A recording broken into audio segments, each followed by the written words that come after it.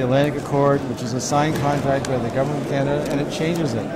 It changes it contrary to the wishes of the province of Nova Scotia, who also signed it. And that's all I've ever asked, is just honor the Accord. If the Accord's honored, anything can happen. Were you disappointed that they didn't answer your question today, or were you satisfied with the answer? No, I'm not satisfied, because the minister doesn't answer the question correctly. He just doesn't answer it correctly. He says Atlantic Canada has the Accord, and they don't have the Accord because the consequential amendments in the budget change the Accord. Nova Scotia does not have the new formula or the old Atlantic Accord. They've got the new formula or an amended, changed Atlantic Accord, and that's not what the answers are. Have you talked to Mr. McKay about the discrepancy between what he said last month and I haven't, the fact that you're out? Were you disappointed that he didn't stand up today and to answer the question? I was surprised he didn't answer a question. Why do you think that is? I don't know. Mr. Casey, what's your options now? Sitting as an independent, would you consider throwing your hat in for the? No, I'm not joining any parties. Is Mr. Turner going to convince you? I'm going to join Mr. Turner, and I are going to start a new party, the Aggressive Conservative Party. Hey, why not? What do you think I'm sure you've been in touch with folks back home. What kind of feedback are you getting? We're getting a lot of feedback, and it's very gratifying, and dare I say humbling. But it is. There's a lot of feedback from all over the country.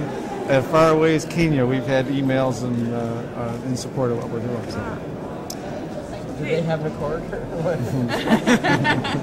No, they don't. All right. Thank you so much.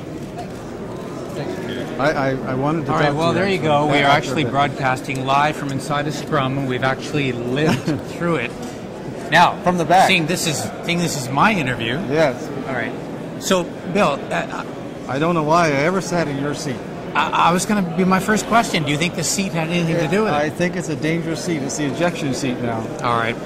Now, I understand that right now you feel we're sitting as an independent. It's going to be the reasonable way to go. What's your next step? What's going to happen this weekend? I've always enjoyed my constituency work. That won't change. If I get my constituency files back, and I'm sure I will, because they've been taken away from me. But that's what I'll do. I'll do the same job I've always done, and nothing much will change for me. All right. Can you venture an opinion on, and we've both been through this, but sort of the atmosphere within a caucus, where obviously going outside the caucus to make your point shows it was difficult to do it on the inside. Is that true or not? It is true, because we did it. We did the work. We had the meetings with the minister and the prime minister. We made proposals. We made contact with the province. We got legal opinions. We did everything, and it didn't go anywhere. So a week ago today, I wrote a letter to the prime minister. I gave him the letter, and I said that I'll be going public with it to give him some advance notice, because up until that time we had not.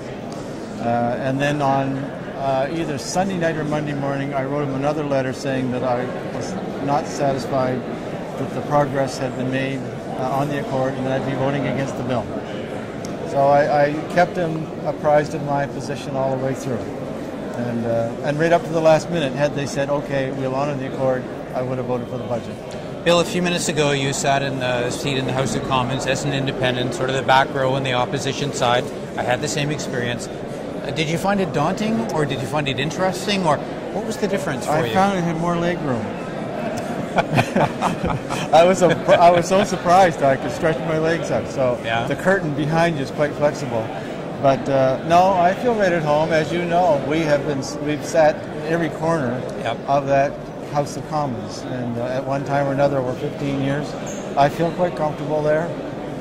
I feel comfortable anywhere in the House of Commons. I'm very proud to be there. Given the consequences of what happened yesterday, did you expect to be ejected from caucus so quickly? I hope there wouldn't be, but I mean, it had to be a possibility.